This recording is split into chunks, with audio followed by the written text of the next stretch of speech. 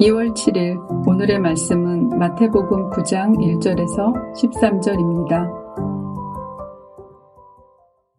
예수께서 배에 오르사 건너가 본 동네에 이르시니 침상에 누운 중풍병자를 사람들이 데리고 오거늘 예수께서 그들의 믿음을 보시고 중풍병자에게 이르시되 작은 자야 안심하라 내 죄 사함을 받았느니라.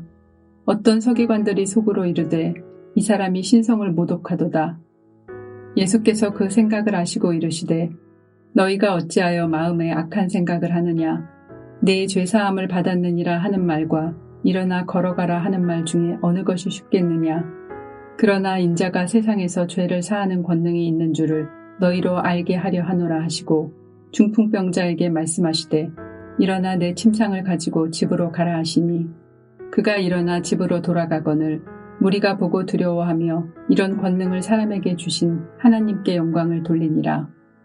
예수께서 그곳을 떠나 지나가시다가 마테라 하는 사람이 세관에 앉아있는 것을 보시고 이르시되 나를 따르라 하시니 일어나 따르니라. 예수께서 마태의 집에서 앉아 음식을 잡수실 때에 많은 세리와 죄인들이 와서 예수와 그의 제자들과 함께 앉았더니 바리새인들이 보고 그의 제자들에게 이르되 어찌하여 너희 선생은 세리와 죄인들과 함께 잡수시느냐. 예수께서 들으시고 이르시되 건강한 자에게는 의사가 쓸데없고 병든 자에게라야 쓸데있느니라. 너희는 가서 내가 긍휼을 원하고 제사를 원하지 아니하노라 하신 뜻이 무엇인지 배우라. 나는 의인을 부르러 온 것이 아니요 죄인을 부르러 왔노라 하시니라. 화요일 아침 주님 앞에 나오신 여러분을 환영하고 축복합니다. 평생 예수 믿는 자로서 용서받았음을 확신하며 용서하시는 예수님을 주변 사람에게 알려주는 여러분 되시기를 축복합니다. 오늘 본문은 예수께서 중풍병자의 죄를 사하시고 그의 병을 고쳐주시는 내용과 세리인 마태를 제자로 부르시고 그가 베푼 잔치에서 죄인을 부르러 오셨다고 말씀하시는 내용입니다. 여러분, 어떤 사람이 심각한 병에 걸렸습니다. 그 병을 고치기 위해 이 사람이 제일 먼저 해야 할 것이 무엇일까요? 제 질문에 대한 답들이 여러분 안에 많이 떠오를 것입니다.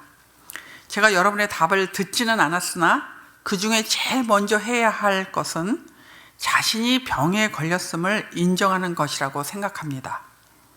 그래야 병원도 가고 약도 먹고 치료도 받아 낫게 됩니다.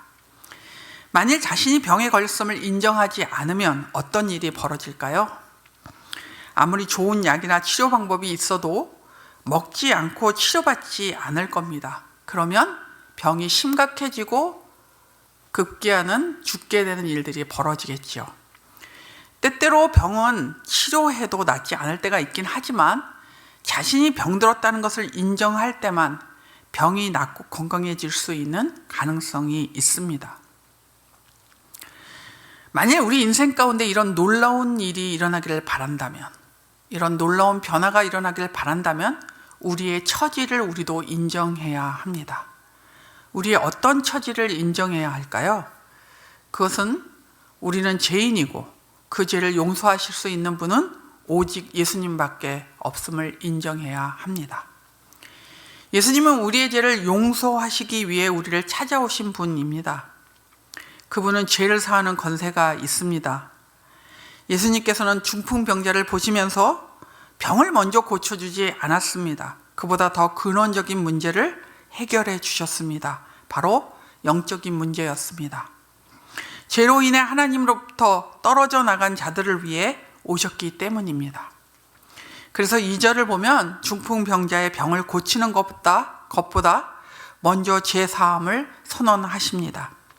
12, 13절을 보면 건강한 자와 의인으로 자신들을 생각하는 바리새인들에게 예수님의 치료와 긍휼은 필요 없었습니다. 죄인임을 인정하지 않는 자들에게는 예수님의 긍휼과 은혜가 의미가 없는 것입니다. 그러나 자신이 죄인인 것을 알고 용서를 필요로 하는 사람들에게 예수님께서 긍휼과 은혜를 베풀어 주십니다. 여러분이 죄인임을 인정하십시오. 언제나 애써보지만 언제나 부족한 인생인 것을 인정하십시오. 그래야 우리 인생에 예수님이 꼭 필요함을 인정하게 되고 예수님을 의지하게 됩니다. 예수님의 용서가 필요하다고 인정할 때 예수님은 우리의 삶에 개입하십니다. 영적으로 병든 우리, 죄로 망가진 우리를 치료하여 주십니다. 이럴 때 우리 인생 가운데 놀라운 일이 일어나게 됩니다. 그럼 이제 예수님을 믿음으로 모든 죄를 용서받은 놀라운 일을 경험한 우리는 어떻게 살아야 할까요? 죄사함을 받고 고침받은 은혜에 대해 다른 사람들에게 알려주어야 합니다.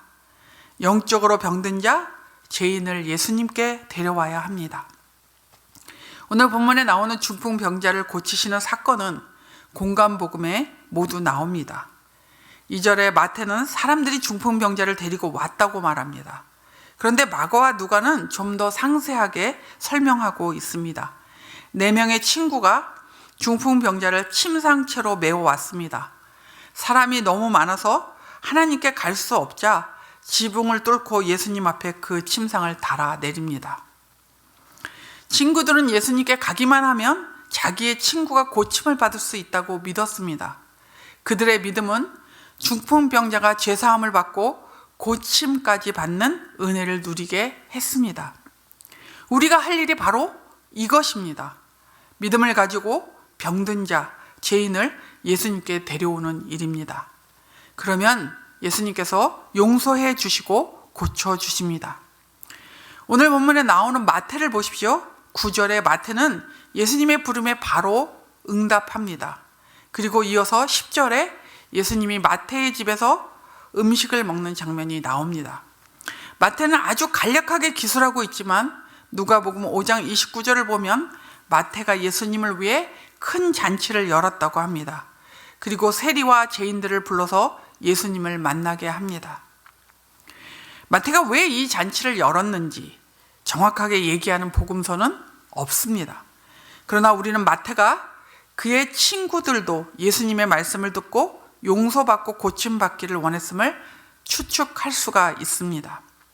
영적으로 어두웠던 바리새인들은 예수님이 세리와 죄인들과 즐기고 있다고 비난했습니다. 이 비난에 대해 예수님은 12절과 13절에서 이렇게 말씀하셨습니다. 건강한 자에게는 의사가 쓸데없고 병든 자에게라야 쓸데있느니라. 나는 의인을 부르러 온 것이 아니요 죄인을 부르러 왔노라 하시니라.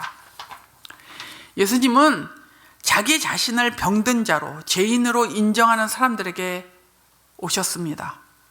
여러분, 한 사람의 인생에서 예수님을 만나게 해주는 것보다 더 큰 기여는 없습니다. 여러분이 예수님을 만나게 해주어야 하는 이들은 누구입니까? 부모입니까? 배우자입니까? 아니면 자녀입니까? 아니면 여러분이 돌보는 멘티들입니까? 아니면 친구입니까? 직장 동료입니까? 그들을 위해 기도하며 예수님께 데리고 나와야 합니다. 만일 여러분이 죄인임을 모르고 계셨다면 죄인임을 인정하십시오. 그리고 우리의 죄를 대신하여 십자가에서 죽으심으로 우리의 죄를 용서하신 예수님의 용서를 받아들이십시오.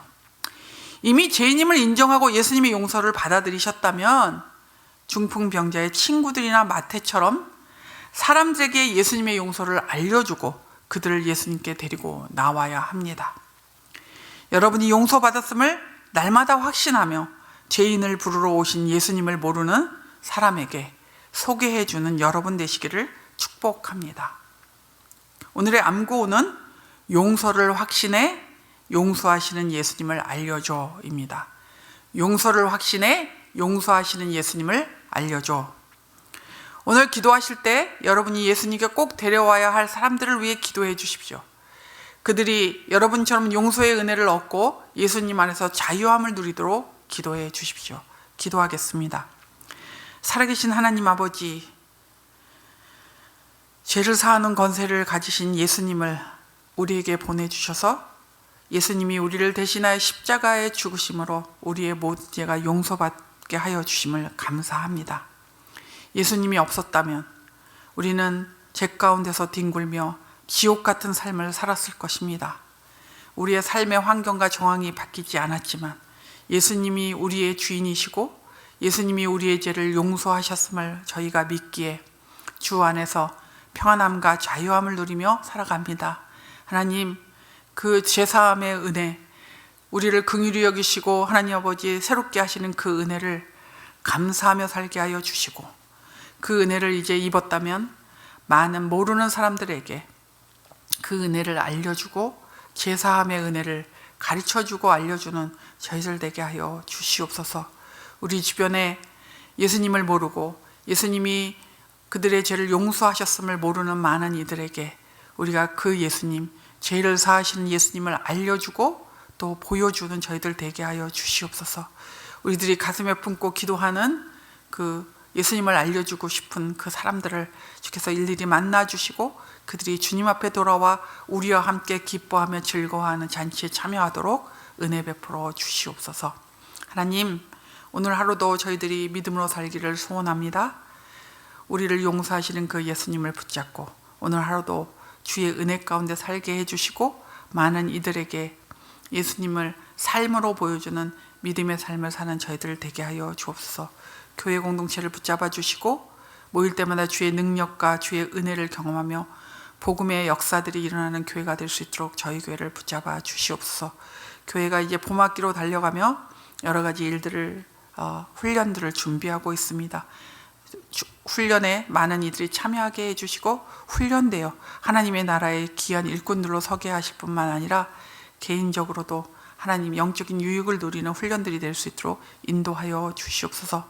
예수마을과 예수마당에 주께서 은혜를 베풀어 주시고 주님이 주시는 영적 부흥이 예수마을 안에서 그리고 예수마당 안에서 일어날 수 있도록 함께 해 주시기를 기도합니다.